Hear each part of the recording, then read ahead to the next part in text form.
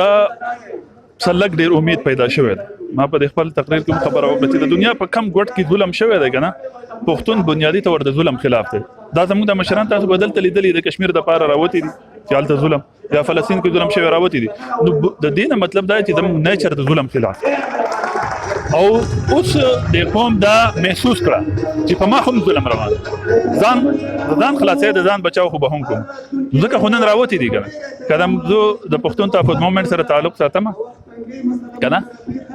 په ډیرو ځایونو کې زموږ ډیر خلک ډیر په زور او شور سره راوته دي. سوات یا دیر کې داسې زموږ سره ډیر خلک نه راوته موږ ورته چغې وهلې چې دا حالات بیا دا ری ګروپینګ کیږي دا ری ارګنایز کیږي په خدای خاطر وکړي راوځي خیر په هغه وخت یا یرا یا وحشت یا خوف په دې خاور باندې خور تاسو ته پته ده چې دلته خلکو څه کړي خو اوس د خیر سره بیداری را روانه ده. زما دا خیال لې چې دا احتجاجونه دا مظاهره دا به ان شاء الله په حالاتو باندې ډیر اثرات لري د ډیر لوی اهمیت خو کچري ونه شو نو بیا به ورته درنه کینو بیا کله سواد په درنه باندې کار نه کیږي موږ په پښتنو باندې ګرځو. تاسو د باجوړ پاسون لیدل د خیبر پاسون یې ولیدو د وزیرستان پاسون یې ولیدو په هر ځای کې د پاسون په نامه خلک راوځي ځان د ظلم نه بچ کینو هیڅ اجنډا نشته 1 پوینټ اجنډا چې بایزو په خپل خبره باندې نور بدنامي زو منم نه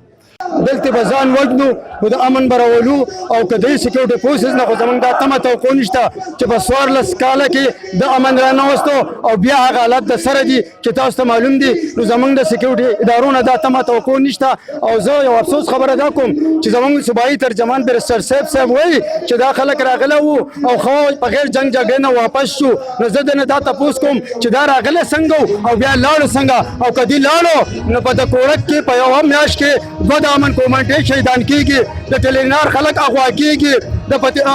آیات خان زه اغوا کیږي د کروڑ د فاره او د دې چاونۍ نه پسو قدمه کې ادریس خان د امن کمیټې چیرمن شهید کیږي. نو دا چا وکړو او دلته زما مراد سید بل څه وای که په یو تویما جو بل په خپه کیږي او که بل تویم جو بل په خپه کیږي ا دې مطلب دا شو چې دا ځوان یو دي. نو دا ځوان نه زمونږ نور د امن تمه توقع نشته چې په 14 کال کې دی چې مونږ د املا تیر مات کو د املا تیر چې مات شنو بیا چرته رالو بیا ولې دا بم دما کیږي دا ولې هغه برای تاوان کیږي ولې ټارګټ کلینګ کیږي. نو دا 14 کال د ملک خزانه په دې لوټ شو خو بیا د خلکو زموږ د